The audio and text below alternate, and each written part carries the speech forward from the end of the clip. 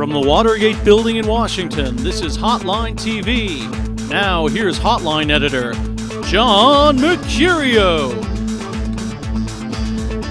Welcome to Hotline TV. I'm John Mercurio. And I'm Amy Walter. Did Sunday's debate define a clear winner in the Democratic primary? Although there was no consensus, there were plenty of opinions, and rather than add to the spin and bring you our opinion about what 4.5 years too late, we've decided to critique what's already out there, one of our favorite Hotline TV games. So without any further ado, we bring you our opinions on the opinion.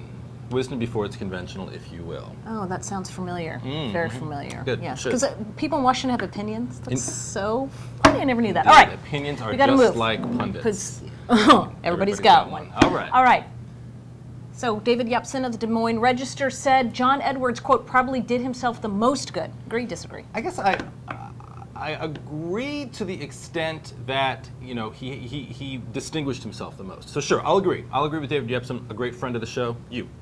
I would say that he did himself the most good and that he came out the most aggressively. Right. But did he land the punches where they needed to be, right? So he came out trying to go after both Hillary Clinton and Barack Obama, but the person he engaged with the most was Wolf Blitzer. Was Wolf Blitzer, one, and number two was Barack Obama. Right. All right. It should have been Hillary Clinton. Okay, according to the Washington Post, Barack Obama, quote, gave a more commanding performance Sunday night than he did during the first Democratic debate.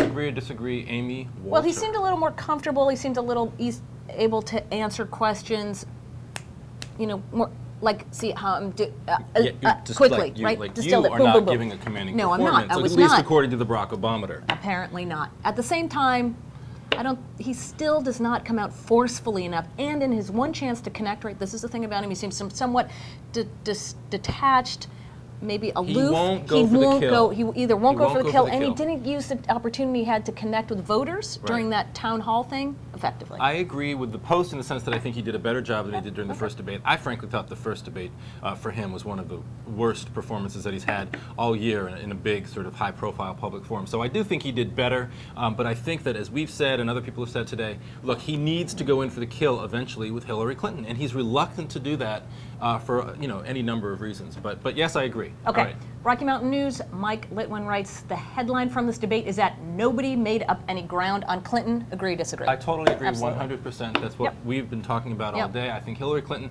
did a great job, and she will, until someone is actually successful in landing that knockout punch on Hillary Clinton, which everybody agrees is possible to do. Look, it's out there. I mean, she has a target on her back, and there are myriad different subjects on which you can hit her. But until someone is actually effectively able to do that, they're gonna fall and they can't short. afford. Yeah, they can't Nobody afford to wants wait. to be the Rick Lazio. Nobody wants to try to make that shot and fall flat on their face, almost literally, with him, and sort of destroy their entire campaign. Well, and if what, sometimes with front runners, what you want to do is just wait for them to make the mistake and then go in for the kill. That is not going to happen with Hillary Clinton. There's a lot you can say about that campaign. This is not a campaign that is prone to making mistakes. She is not going to, maybe she's not going to go into every debate hitting home runs, but she's going to get singles and doubles, and that's enough to stay in the lead. Well, right. Okay. CNN Jeff Toobin said that he thought it was Hillary Clinton's best night as a public figure.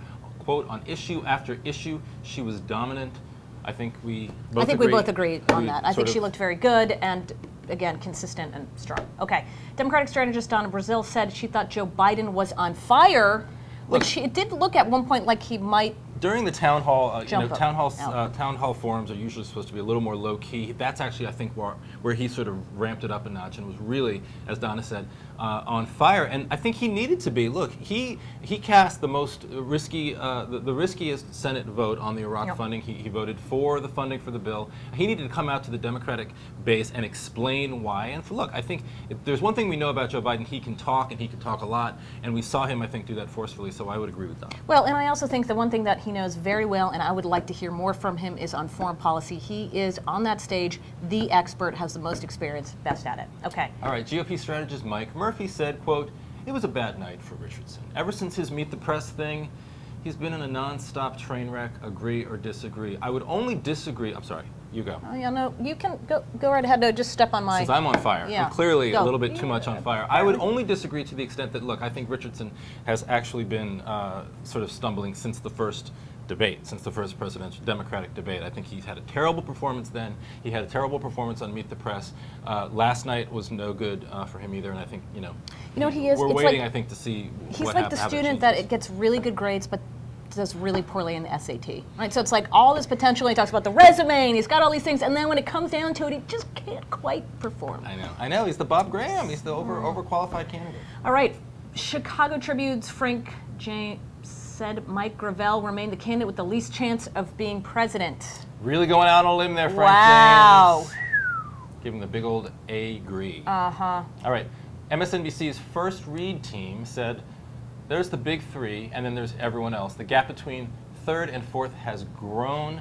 Agree or disagree? I'm going to disagree, with all due respect to our good friends over at First Read. Look, I think, frankly, that the top tier is slowly winnowing, and I think you really, at this point, especially after last night's debate, have, I know I said that Edwards distinguished himself, but I do think that you have Obama and Clinton fighting each other for the sort of front-runner status. Edwards sort of nipping at their heels, but increasingly fading. Well, he feels like a second-tier candidate who was trying so desperately to break in. Right, and so night, to that extent that there's a difference between third and fourth place. I don't know what the actual numbers are, but I do think that the Edwards is sort of slowly drifting down into that second tier. That's probably fair. All right. Politico's Roger Simon writes, let's just admit that the debates are not about the candidates anymore. They're about the format and the staging, seating, hand-raising. Agree or disagree? I disagree. Look, I mean, there's always going to be a large focus on the format, the staging, the questions, the scripting, and the makeup and the lighting and all that stupid stuff. But no, I think ultimately these debates are about the candidates. We're not seeing a lot of play and talk and chatter about last night's debate because there was no zinger, there was no one-liner, there was no one moment that can be captured within 5 to 10 seconds that sort of makes that's why they need to start winnowing, once they winnow these things down. And I think CNN actually did a very good job keeping the substantive and also keeping the spotlight on the Edwards, Obama, Hillary Clinton, not even pretending that Mike Gravel and Dennis Kucinich should be, seated somewhere within camera range. Yeah, right? You noticed it was interesting. Blitzer, every time Wolf got a question that seemed sort of remotely obscure or uninteresting, he would pose those to Kucinich, he would pose those to Gravel. He didn't want to waste. We need to start winnowing time. those down, and we'll see it, and they'll get much more interesting. Are you pro censorship, Amy yes, Walter? Yes, I am. I'm pro. Very dangerous. Well, we better be careful. Putin. Because is the FCC taking control of this at some point? Probably. All right. That's a show of hands. Who thinks we're out of time for today? Interesting. Please join us tomorrow for another episode of Hotline TV.